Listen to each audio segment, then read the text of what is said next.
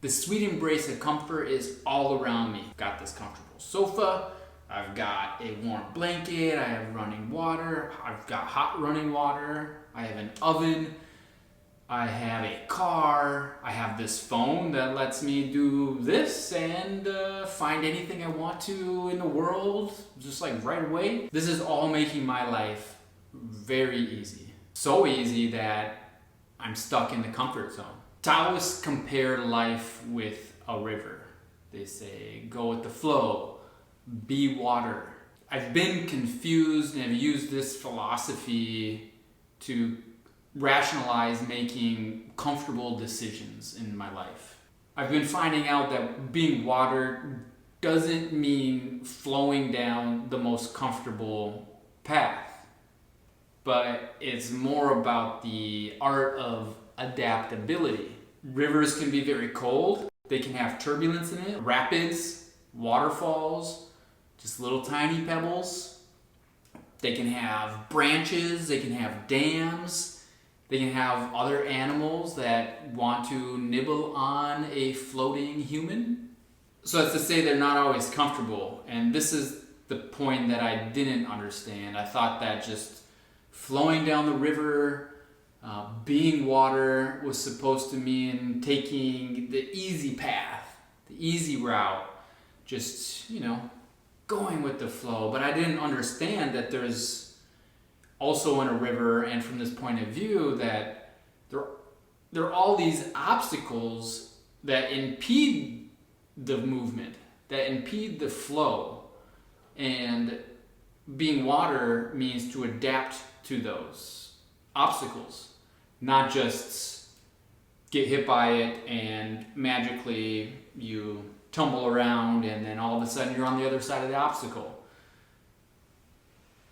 It's more so taking on the challenges head on in life that will help you grow and help you move forward and take the next steps. It's clear that discomfort is needed for growth, and I've struggled with the Taoist philosophy because I thought, okay, well, it's supposed to be just comfortable or just kind of like flowing. And now that I'm putting together that art of adaptability piece with it, it makes it really clear that it's not meant to be a comfortable journey down the river. You're meant to take the discomforts, adapt to them, and continue. I've been caught in comfort traps, especially when it comes to our fire damaged house. It's so much easier to just work on the yard, try and wrangle the Floridian jungle from overtaking the house again. It's easier to fantasize about the house being finished and what that could be like. Many times I've gone to Vol in the past 2 years and said, we should sell the house and get out of here and go to Portugal and use the profits from the house and buy a house in Portugal so we can work on it. Because it's fun to think about that. Being caught in these comfort traps isn't helping me overcome my current fear of the unknown. It hasn't helped me become a better communicator. It hasn't helped me learn how to work with contractors on big projects.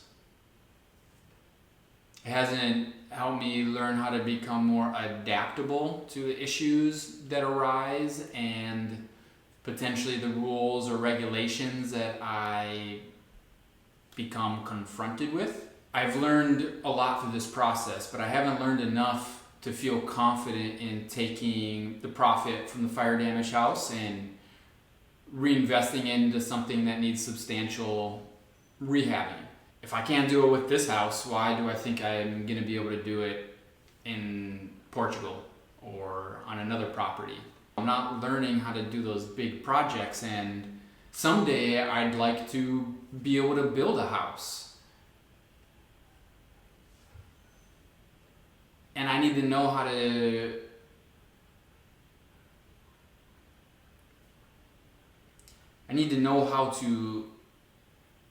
not not even seek out discomfort, but I need to know how to overcome those challenges and practice working through and working with the discomfort. It's really alluring to just fantasize about doing other things rather than seeing what's right in front of me and taking that on.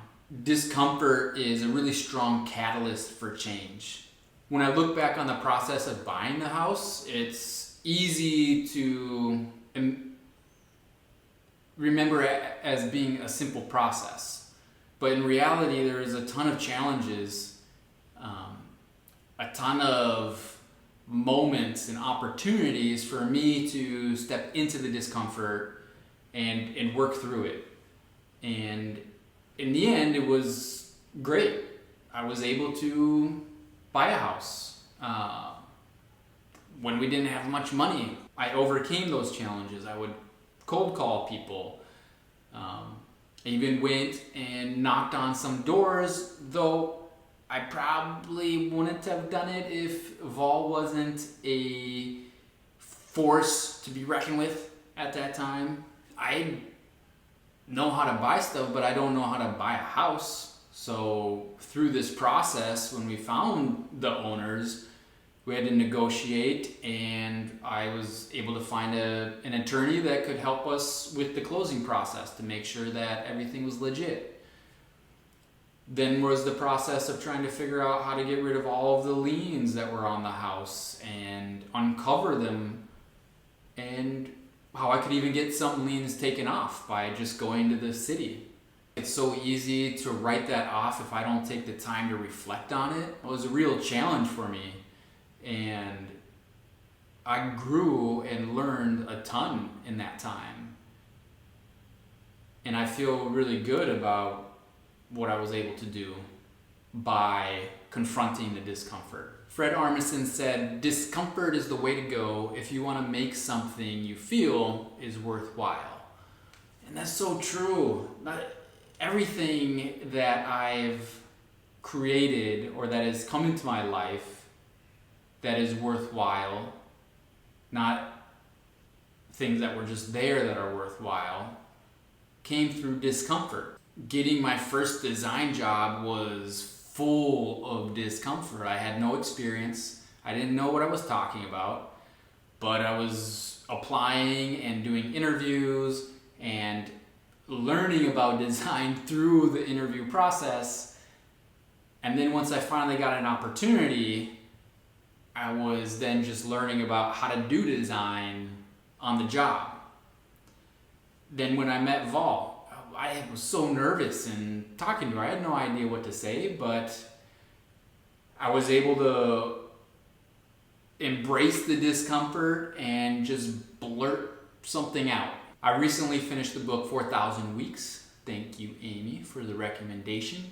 In it, Oliver Burkeman asks 5 questions, and I think it's the first question where he asks something along the lines of, where in your life or work are you seeking comfort when you would be better served seeking discomfort?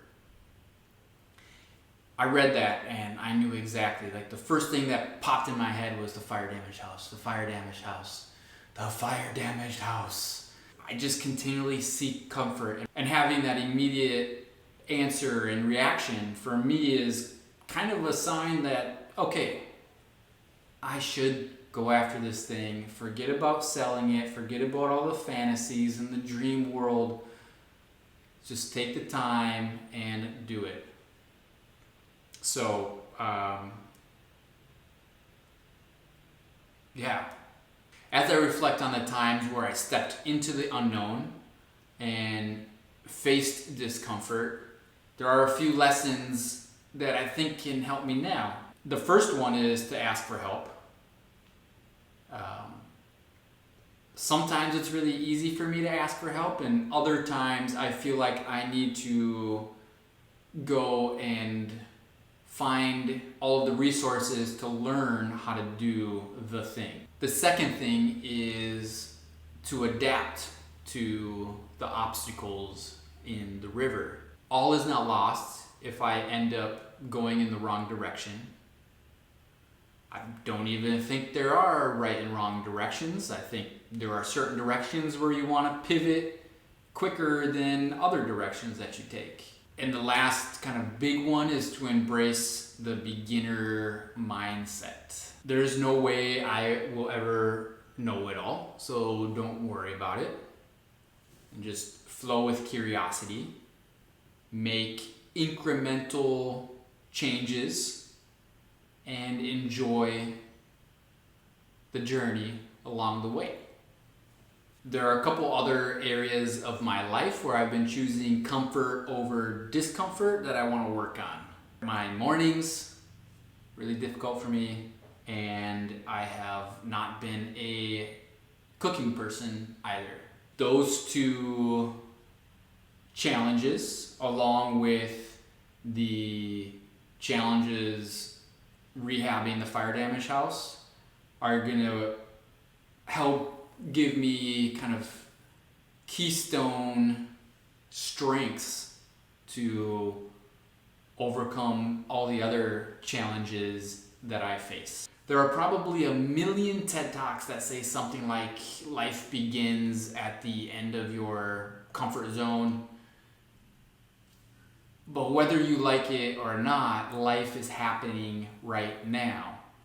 And I think it's how you interact with it that makes the difference. We are all in the river. Some are trying to swim upstream. Some have found a warm, stagnant section of the river. That's me. Some are desperately trying to climb out of the river.